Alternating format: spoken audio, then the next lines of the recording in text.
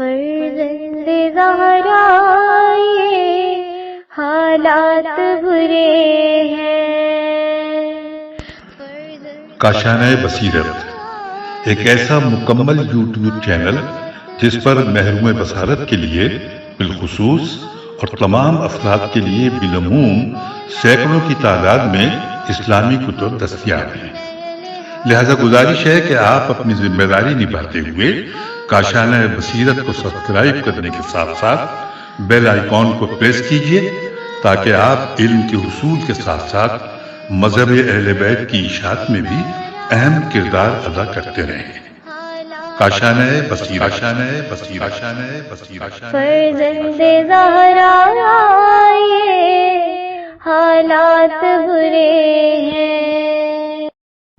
اعوذ باللہ من الشیطان اللعین الرجیم، بسم اللہ الرحمن الرحیم۔ السلام علیکم، یہ کاشانۂ بصیرت کا یوٹیوب چینل ہے جس سے میں آپ سے مخاطب ہوں، اور جو کتاب ہم پڑھ رہے ہیں وہ ہے کلام امیر المومنین علیہ السلام، جلد 4، شرح نہج البلاغہ، تالیف آیت اللہ العظمیٰ ناصر مکارم شیرازی، اور اس کا ترجمہ ہوا ہے زیر نگرانی مولانا سید شہنشاہ حسین نقوی۔ اچھا، اس کتاب کو پڑھتے ہوئے ہم خطبہ نمبر 91 پر ہیں، اور اس خطبے کے 4 حصے ہم پڑھ چکے ہیں۔ آج پڑھتے ہیں 5واں حصہ اور دیکھتے ہیں کہ آج کی ریڈنگ میں ہم کتنے حصے پڑھ پاتے ہیں۔ آئیے کہ شروع کرتے ہیں۔ 5واں حصہ شروع ہوتا ہے فَأَشْهَدُ أَنَّ مَنْ شَبَّهَكَ، اور ختم ہوتا ہے القوا بقرائہ عقولہم، میں گواہی دیتا ہوں، اس کا اردو ترجمہ، میں گواہی دیتا ہوں کہ جس نے بھی تجھے تیری ہی مخلوق سے ان کے اعضاء کے الگ ہونے اور تیری حکمت کی بدولت گوشت و پوست میں ڈھکے ہوئے ان جوڑوں کے سروں کے ملنے میں تشبیہ دی، اس نے اپنے اعضاء کے اختلاف اور ان کے جوڑوں کے سروں کے ملنے سے تیری حکمت کی تدبیر کے لیے تیری شبیہ قرار دیا۔ اس نے اپنے چھپے ہوئے ضمیر کو تیری معرفت سے وابستہ نہیں کیا اور اس کے دل کو یہ یقین چھو بھی نہیں کیا کہ تیرا کوئی شریک نہیں، گویا اس نے پیروکاروں کا یہ قول نہ سنا ہو جو اپنے مقتداؤں سے بیزاری چاہتے ہوئے یہ کہیں گے کہ خدا کی قسم ہم تو قطعاً ایک کھلی ہوئی گمراہی میں تھے کہ جب ہم سارے جہاں کے پالنے والے کے برابر تمہیں ٹھہرایا کرتے تھے تو وہ لوگ جھوٹے ہیں جو تجھے دوسروں کے برابر سمجھ کر اپنے بتوں سے تشبیہ دیتے ہیں اور اپنے وہم میں تجھ پر مخلوقات کی صفتیں جڑ دیتے ہیں، اور اپنے خیال میں اس طرح تیرے حصے بکھرے کرتے ہیں جس طرح مجسم چیزوں کے جوڑ بند الگ الگ کیے جاتے ہیں، اور اپنی عقلوں کی سوجھ بوجھ کے مطابق تجھے مختلف قوتوں والی مخلوقات پر قیاس کرتے ہیں۔ شرح و تفسیر، تو بے نظیر و بے مثل ہے، یہ ہیڈنگ ہے اس کی، اور ہمیں پیج نمبر 61 پر 5واں حصہ شروع ہوا ہے پیج نمبر 60 سے، اور اب ہم آ چکے ہیں پیج نمبر 61 پر، جہاں پر ہیڈنگ ہے شرح و تفسیر اور تو بے نظیر و بے مثل ہے۔ اس حصے میں امام علیہ السلام خدا کی صفات کے بیان کی جانب واپس پلٹتے ہیں اور عقیدہ تشبیہ کی کھائی میں کود پڑنے سے خبردار کرتے ہیں، کیونکہ اس بات کا امکان ہے کہ جہان خلقت میں خدا کی عظمت کے پھیلے ہوئے آثار میں جستجو کے نتیجے میں حاصل ہونے والے دلائل کے سبب انسان اس وسوسے میں گرفتار ہو جائے کہ نعوذ باللہ خدا انسانی صفات جیسی صفات کا حامل ہے،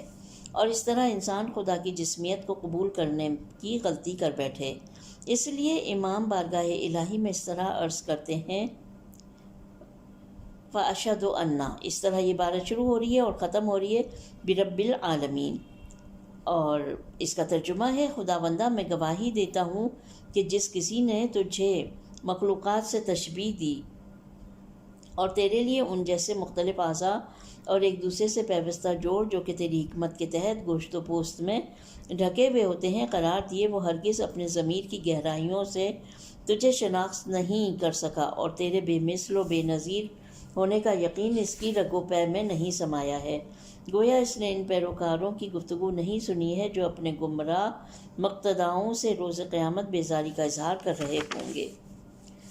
وہ کہہ رہے ہوں گے قسم بخدا ہم کھلی گمراہی میں تھے جو ہم نے تمہیں خدا کے برابر لا کھڑا کیا۔ یہ جملے مشبہ یا مجسمہ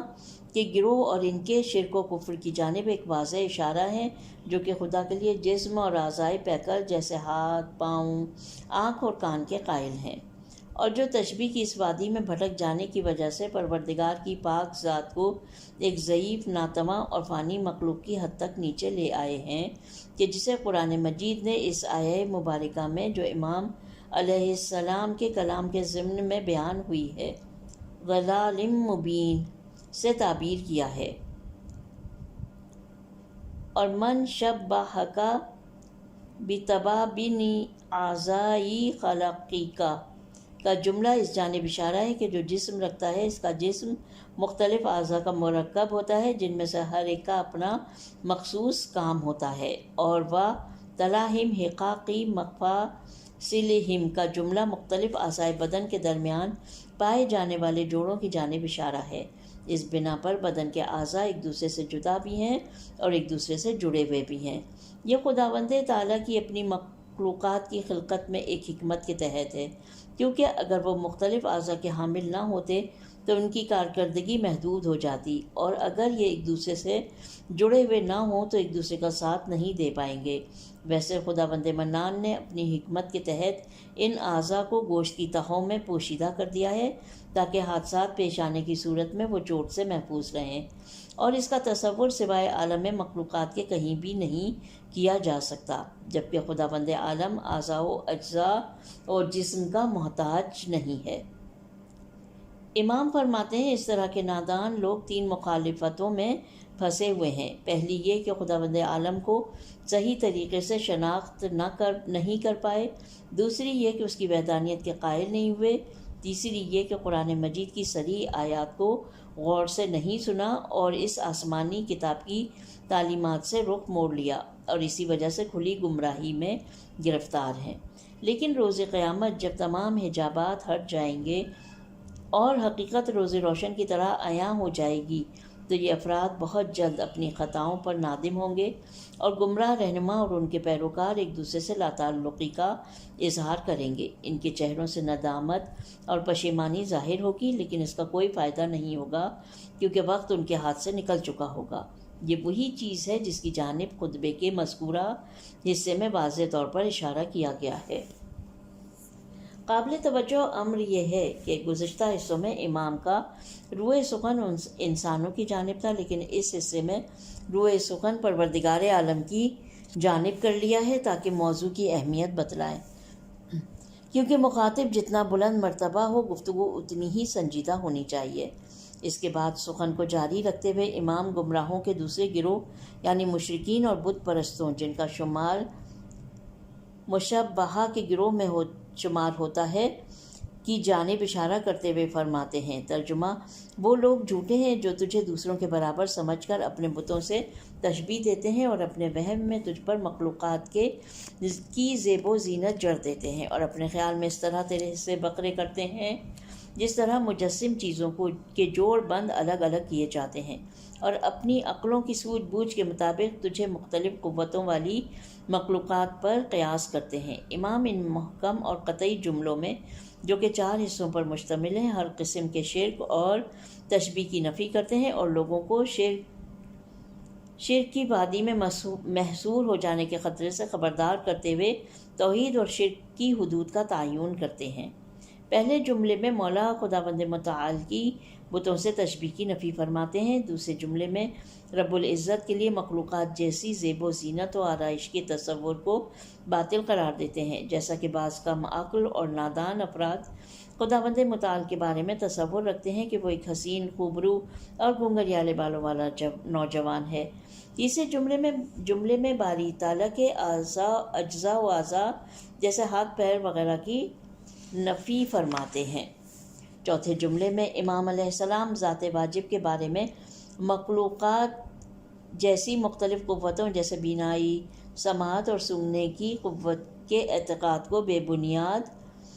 قرار دیتے ہیں، اور یوں امام نے شرک آمیز خیالات کو مختلف زاویوں سے قطعاً رد کر دیا۔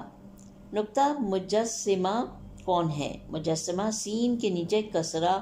ان لوگوں کو کہا جاتا ہے جو خداوند عالم کے لیے جسم کا اعتقاد رکھتے ہیں، اور یہاں تک کہ واضح طور پر اس کے لیے ہاتھ، پیر، کان اور آنکھوں کے قائل ہیں۔ کبھی انہیں مشبہہ بھی کہا جاتا ہے کیونکہ یہ لوگ خدا کو مادی مخلوقات سے تشبیہ دیتے ہیں۔ یہ اعتقاد ایک طویل مدت سے افراد بشر کے درمیان پایا جاتا تھا، اور چونکہ انسان فکری توانائی کے باعث عقل و ذہن سے بالاتر امور کا تصور کرنے سے قاصر ہیں اور ہمیشہ سے مادی چیزوں سے مانوس ہیں، اس لیے خدا کو مادی اجسام اور اپنے جیسا گمان کرتے ہیں۔ چاند، سورج، ستارے اور ان جیسے دوسرے اجسام کے معبود ہونے کے عقیدے نے بھی اس طرز فکر سے جنم لیا ہے۔ یہودیوں کی تاریخ سے پتہ چلتا ہے کہ وہ پروردگار کی جسمیت کا پختہ عقیدہ رکھتے تھے، یہاں تک کہ انہوں نے اپنے پیغمبر حضرت موسیٰ پر شدید دباؤ ڈالا کہ انہیں خدا کا دیدار کرایا جائے۔ چنانچہ کوہ طور، کڑکنے والی بجلی اور بنی اسرائیل میں سے بہت سوں کی ہلاکت کی داستان مشہور ہے۔ اس واقعے سے قبل یعنی بنی اسرائیل فرعون کے ظلم سے بچنے کے لیے دریائے نیل عبور کرنے کے بعد حضرت موسیٰ کے پاس آئے اور ان سے عبادت کرنے کی غرض سے بت بنانے کا مطالبہ کیا، اور یہاں تک کہ آسمانی بجلی گرنے کے بعد بھی وہ لوگ اپنی گمراہی سے نہیں سنبھلے، اور جب سامری نے معبود کے طور پر ایک بچڑے کا مجسمہ بنایا تو تیزی کے ساتھ اس کی جانب لپکے اور بنی اسرائیل کے اکثر افراد نے اسے پوجنا شروع کر دیا۔ اس پر حضرت موسیٰ سخت برہم ہوئے اور ان سے سختی کے ساتھ پیش آئے۔ اسی طرح مسیحیت میں بھی تثلیث کا عقیدہ، تین خداؤں یعنی باپ، بیٹا اور روح القدس کا عقیدہ، خدا کی جسمیت کے اعتقاد کا واضح ثبوت ہے، کیونکہ وہ مسیحی صراحت کے ساتھ حضرت عیسیٰ علیہ السلام کو خدا کا بیٹا اور تین خداؤں میں سے ایک خدا شمار کرتے ہیں، جبکہ حضرت عیسیٰ علیہ السلام دوسرے انسانوں کی مانند ایک انسان تھے۔ جس وقت قرآن مجید قلب مطہر رسول ختمی مرتبہ صلی اللہ علیہ وسلم پر نازل ہوا تو ان تمام عقائد باطلہ من جملہ عقیدہ تجسم و تشبیہ پر خط بطلان کھینچ دیا، اور قرآنی آیات مثلاً لیسا کمثلہ شیئن سورہ شورى کی آیت نمبر 11 کوئی چیز اس کی مثل نہیں، اور لا تدرکہ الابصار اس کو تو آنکھیں دیکھ نہیں سکتی، سورہ انعام کی آیت نمبر 103۔ حضرت موسیٰ علیہ السلام سے خطاب ہوا لن ترانی، سورہ اعراف کی آیت نمبر 143، تم مجھے ہرگز نہیں دیکھ سکتے، اور دیگر آیات ربانی جیسا کہ تم کہیں بھی جاؤ وہ تمہارے ساتھ ہے، سورہ حدید کی آیت نمبر 4 اور سورہ قاف کی آیت نمبر 16، اور ہم تو اس کی شہرت سے بھی زیادہ قریب ہیں۔ آیہ مبارکہ سورہ بقرہ کی 115 آیہ مبارکہ جس کا ترجمہ پس جہاں کہیں ہو قبلے کی طرف رخ کر لو وہیں خدا کا سامنا ہے، اور ان جیسی دوسری آیات خداوند عالم کی جسمیت کی نفی پر ناطق گواہ ہیں۔ افسوسناک بات یہ ہے کہ بت پرستوں، یہودیوں، نصارہ اور مجوسیوں کے افکار مسلمانوں کے کچھ گروہوں میں سرایت کر گئے، اور پھر اس کے نتیجے میں مجسمہ اور مشبہہ نام کے گروہ وجود میں آ گئے۔ شاید قرآن مجید کی بعض متشابہہ آیات جیسے ید اللہ فوق ایدیہم سورہ فتح کی آیت نمبر 10 اور الرحمن علی العرش استوی سورہ طٰہٰ کی آیت نمبر 5 سے گمراہ اور کم عقل افراد نے اس شرک آلود مذہب پر چلنے کے لیے ایک جواز اور بہانہ گڑھ لیا، جبکہ یہ بات ثابت شدہ ہے کہ ان جیسے مقامات میں ید قدرت کے معنی میں اور استوا غلبہ اور تسلط کے معنی میں ہے، نہ کہ کسی چیز پر بیٹھنے اور کسی چیز پر کھڑے ہونے کے معنی میں۔ قرآن سے پہلے اور بعد میں بھی اس قسم کے متشابہ اور کنائی پر مشتمل تعبیریں مختلف اقوام کی ادبیات میں پائی جاتی تھیں۔ مثال کے طور پر یہ کہا جاتا ہے کہ اس کے ہاتھ بندھے ہوئے ہیں، یعنی وہ کچھ کرنے پر قادر نہیں، یا استوا کا لفظ کسی بادشاہ کے کسی ملک پر تسلط پانے کے موقع پر بولا جاتا ہے۔ عقلی اور منطقی دلائل بھی وضاحت کے ساتھ ذات پاک کے رب العزت سے ہر قسم کی جسمیت کی نفی کرتے ہیں، کیونکہ ہر جسم محدود ہے اور وہ زمان، مکان اور اجزاء کا حامل ہوتا ہے۔ اس بنا پر وہ مختلف جہات سے محتاج ہے، اور ہم جانتے ہیں کہ ذات باری تعالیٰ میں احتیاج اور محدودیت کا شائبہ تک نہیں ہے۔ اس سے زیادہ اہم بات یہ ہے کہ تمام اجسام تغیرات کا اور بالآخر زوال کا نشانہ بن جاتے ہیں، جبکہ یہ حقیقت ہے کہ تغیر اور زوال کی گرد بھی ان کے دامنے کی بریائی کو چھو نہیں سکتی ہے۔ ان تمام واضح حقائق اور دلائل کے باوجود بھی، جیسا کہ مذکورہ بالا بیان میں اشارہ ہوا، مسلمانوں میں سے ایک نادان اور بے خبر گروہ جسمیت جیسے پست عقیدے کا قائل ہو گیا اور اس تاریک راستے پر اتنا آگے چلا گیا کہ محقق دوانی نے کے بقول ان میں سے ایک گروہ کا یہ عقیدہ ہے کہ خداوند عالم گوشت اور خون سے بنا ہوا ہے، اور ان میں سے بعض افراد اس بات کے معتقد ہیں کہ اس کے جسم سے نقرۂ نور پھوٹتا ہے اور اس کا قد اس کے اپنے بالشت کے حساب سے 7 بالشت کے برابر ہے، اور بعض یہ عقیدہ رکھتے ہیں کہ نعوذ باللہ وہ ایک حسین و خوبرو گھنگریالے بالوں والا نوجوان ہے۔ علامہ حلی رحمۃ اللہ علیہ اپنی کتاب منہاج الکرامہ میں ان افراد یعنی مجسمہ میں سے کسی کا قصہ نقل کرتے ہیں جو سننے کے قابل ہے۔ علامہ کہتے ہیں ان کا ایک بزرگ شخص ایک مٹی کے تیل کے بیوپاری کے قریب سے گزر رہا تھا کہ اس کی نگاہ ایک خوبرو نوجوان راہگیر پر پڑی جس کے مڑے ہوئے گھنگریالے بال تھے۔ وہ بزرگ شخص اس نوجوان کے حسن و جمال سے انتہائی متاثر ہوا اور مسلسل اسے دیکھا جا رہا تھا۔ تیل کا بیوپاری جو کہ آزاد منش آدمی تھا، یہ سمجھا کہ اس بزرگ کی نیت ٹھیک نہیں ہے، اس لیے رات کے وقت اس بزرگ کے پاس گیا اور اس سے کہا، آج میں نے تمہیں دیکھا کہ تم مسلسل اس نوجوان کو دیکھے جا رہے تھے، بولو تو اسے تمہارے پاس لے آؤں۔ وہ بزرگ طیش میں آیا اور غصے سے کہنے لگا، میں اس نوجوان کو مسلسل اس لیے دیکھ رہا تھا کہ میرا یہ عقیدہ ہے کہ خدا بعض اوقات آسمان سے اس نوجوان کی صورت میں نازل ہوتا ہے۔ میرے دل میں یہ خیال آیا کہ ہو نہ ہو یہ میرا خدا ہے۔ تیل فروش کو یہ بات سخت ناگوار گزری، کہنے لگا، میں جیسا بھی ہوں تجھ جیسے گندے عقیدے والے زاہد سے کہیں بہتر ہوں۔ چھٹا حصہ، یہاں پہ 5واں حصہ ختم ہو جاتا ہے اور چھٹا حصہ شروع ہوتا ہے۔ مولا یہاں پر فرماتے ہیں وَأَشْهَدُ أَنَّ مَنْ سَوَاكَ، یہاں سے شروع ہوتا ہے اور ختم ہوتا ہے۔ یہ پارٹ خواتری ہا فَتَكُونَ مَحْدُودًا مُصَرِّفًا، ترجمہ، میں اس بات کی گواہی دیتا ہوں کہ جس نے تجھے تیری مخلوق میں سے کسی کے برابر جانا، اس نے تیرا ہمسر بنا ڈالا، اور تیرا ہمسر بنانے والا تیری کتاب کی آیات محکمات کے مضامین اور ان کے حقائق کا، جنہیں تیری طرف کے روشن دلائل واضح کر رہے ہیں، منکر ہے۔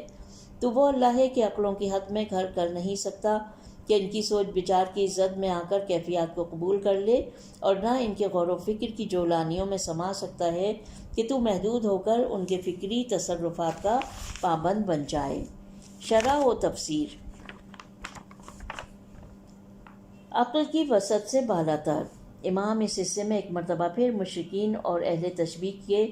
گمراہی کے مسئلے کی جانب لوٹتے ہیں اور خدا کی بارگاہ میں ان کی گمراہی کے بابت ایک اور گواہی دیتے ہیں تاکہ مخاطبین سنیں اور تشبیہ کے جال میں گرفتار نہ ہوں۔ آپ فرماتے ہیں، ترجمہ، میں اس بات کی گواہی دیتا ہوں کہ جس نے تجھے تیری مخلوق میں سے کسی کے برابر جانا، اس نے تیرا ہمسر بنا ڈالا، اور تیرا ہمسر بنانے والا تیری کتاب کی محکم آیتوں کے مضامین اور ان کے حقائق کا، جنہیں تیری طرف کے روشن دلائل واضح کر رہے ہیں، منکر ہے۔ ایسا معلوم ہوتا ہے کہ خطبے کے اس حصے میں امام نے مشرکین کے انحراف کے بارے میں جو گواہی دی ہے وہ اس گواہی سے جو پچھلے حصے میں بیان ہوئی تھی مختلف ہے، یا یہ بھی ممکن ہے کہ امام کے پیش نظر 2 گروہ ہوں۔ پچھلی گواہی بت پرستوں سے متعلق ہے جو خداوند عالم کو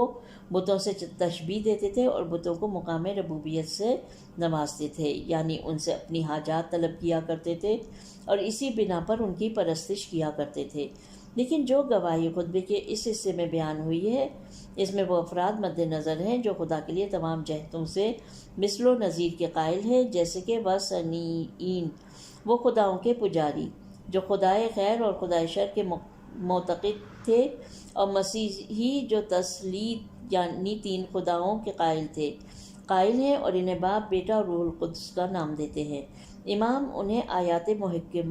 محکمات اور واضح حجتوں کا منکر قرار دیتے ہیں۔ ممکن ہے کہ آیات محکمات اور حجج بینات دونوں ان آیات قرآنی کی جانب اشارہ ہو جو بصراحت خداوند عالم کے لیے ہر قسم کی مثل و نظیر کی نفی کرتے ہیں، جیسے سورہ فصلت کی آیت نمبر 9، اے رسول تم کہہ دو کہ کیا تم اس خدا سے انکار کرتے ہو جس نے زمین کو 2 دن میں پیدا کیا اور تم اوروں کو اس کا ہمسر بناتے ہو؟ اور آیت سورہ بقرہ کی آیت نمبر 22، بسم اللہ الرحمن الرحیم، فلا تجعلوا للہ اندادا وانتم تعلمون، بس کسی کو خدا کا ہمسر نہ بناؤ حالانکہ تم خوب جانتے ہو۔ یہ احتمال بھی موجود ہے کہ آیات محکمات توحید کی صریح قرآنی آیتوں کی جانب اشارہ ہو اور حجج بینات ان عقلی دلائل کی جانب اشارہ ہو جو خدا کے لیے کسی بھی قسم کی شبیہ اور مانند کی نفی کرتی ہیں۔ بعد کے جملے اسی احتمال پر ہیں، جیسا کہ مولا فرماتے ہیں، ترجمہ تو وہ اللہ ہے کہ عقلوں کی حد میں غرق نہیں کر سکتا کہ ان کی سوچ بچار کی زد میں آ کر کیفیات کو قبول کر لے، اور نہ ان کے غور و فکر کی جولانیوں میں سما سکتا ہے کہ محدود ہو کر ان کے فکری تصرفات کا پابند بن جائے۔ امام پہلے جملے میں خدا کی ذات و صفات کی حقیقت کے ادراک سے عقول بشری کی ناتوانی کی جانب اشارہ کرتے ہیں، جیسا کہ اس خطبے کے آغاز میں بھی امام نے اس جانب مختلف عبارتوں میں اشارہ فرمایا تھا۔ آپ فرماتے ہیں، اگر عقل تیرے ادراک پر قادر ہو تو اس کا لازمہ یہ ہے کہ تجھے کسی مخصوص کیفیت پر ہونا چاہیے، لیکن چونکہ تو ہر کیفیت سے بالاتر ہے اور خالص ہستی ہے، اس لیے عقل تیری ذات و صفات کی حقیقت کے ادراک پر قادر نہیں ہے۔ دوسرے جملے میں فکر و خیال کا اس کی ذات پاک کا احاطہ نہ کر سکنے کی جانب اشارہ ہے، کیونکہ اگر اس کی ذات فکر و خیال میں گھر کر لے تو اس کا لازمہ یہ ہے کہ اس کی ذات محدود ہو، اور ہر وہ چیز جو محدود ہو وہ زمانی، مکانی اور دوسرے تغیرات کی زد میں آ جاتی ہے۔ یہاں پر چھٹا حصہ ختم ہوتا ہے۔ آئیے شروع کرتے ہیں خطبہ نمبر 91 کا 7واں حصہ، جو کہ شروع ہو رہا ہے وَمِنْهَا قَدَّرَ سے اور ختم ہو رہا ہے وَإِنَّمَا صَدَرَتِ الْأُمُورُ عَنْ مَشِيئَتِهِ۔ ترجمہ، اس نے جو چیزیں پیدا کی ان کا ایک اندازہ رکھا، مضبوط اور محکم، اور ان کا انتظام کیا، کیا عمدہ اور پاکیزہ، اور انہیں ان کی سمت پر اس طرح لگایا کہ نہ وہ اپنی آخری منزل کی حدود سے آگے بڑھے اور نہ منزل منتہا تک پہنچنے میں کوتاہی کی۔ جب انہیں اللہ کے ارادے پر چل پڑنے کا حکم دیا گیا تو انہوں نے سرتابی نہیں کی، اور وہ ایسا کر ہی کیوں سکتی تھی، جبکہ تمام امور اسی کی مشیت و ارادے سے صادر ہوئے ہیں۔ تشریح و تفسیر، ہر چیز اس کے ارادے سے وجود میں آتی ہے۔ خطبے کے اس حصے میں امام ایک مرتبہ پھر جہان خلقت اور اس کے نظم و انصراف میں کار فرما اللہ کی حکمت عملی کے بیان کی جانب پلٹتے ہیں، اور اس نظم اور تدبر کو اس کے جلال و جمال کا آئینہ قرار دیتے ہوئے فرماتے ہیں، اس نے جو چیزیں پیدا کی ان کا ایک اندازہ رکھا، مضبوط و محکم، اور ان کا انتظام کیا، عمدہ اور پاکیزہ، اور انہیں ان کی سمت پر لگایا۔ اس طرح مولا نے 3 مراحل تقدیر، تدبیر اور توجیہ کا ذکر فرمایا ہے۔ تقدیر سے مراد روز اول سے ہر مخلوق کے لیے ایک اندازہ مقرر کرنا ہے۔ تدبیر سے مراد معین سمت پر گامزن ہو کر آخری مقصد تک پہنچنے کے اسباب فراہم کرنا، اور توجیہ سے مراد ان موجودات کو معین شدہ راستے پر گامزن کر دینا ہے، اور تمام مراحل ایک جچے تلے اندازے اور منظم لائحہ عمل کے مطابق ہیں، اس طرح سے کہ اس جہان ہستی میں کوئی مخلوق اس منظم لائحہ عمل کے بغیر نہیں ہے، نہ ابتدائی خلقت میں اور نہ اپنے مقصد کی جانب پیش قدمی کے راستے میں۔ اسی لیے امام بلا فصل امام بلا فاصلہ فرماتے ہیں کوئی مخلوق نہ اپنی منزل کی حدود سے آگے بڑھی اور نہ منزل منتہا تک پہنچنے میں کوتاہی کی۔ جب انہیں اللہ کے ارادے پر چل پڑنے کا حکم دیا گیا تو انہوں نے سرتابی کی، اور تو انہوں نے سرتابی نہیں کی، اور وہ ایسا کر ہی کیوں سکتی تھیں جبکہ تمام امور اسی کی مشیت اور ارادے سے صادر ہوئے ہیں۔ در حقیقت یہ کلام اس جانب اشارہ ہے کہ کہیں یہ تصور نہ کیا جائے کہ زمینی اور آسمانی موجودات کی حرکات و سکنات اور نباتات اور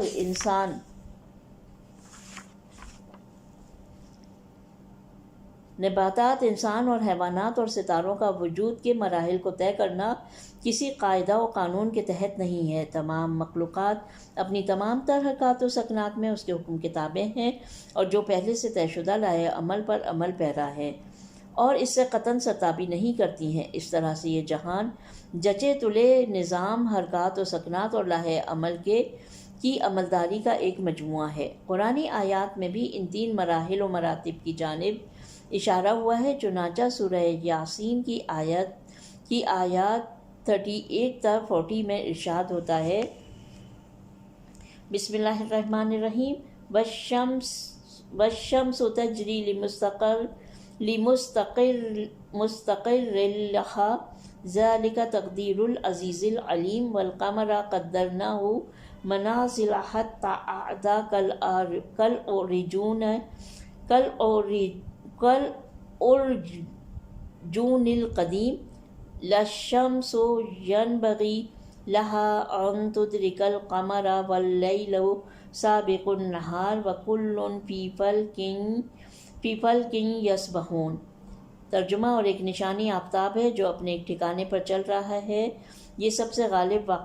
واقف کار خدا کا باندھا ہوا اندازہ ہے، اور ہم نے چاند کے لیے منزلیں مقرر کر دی ہیں یہاں تک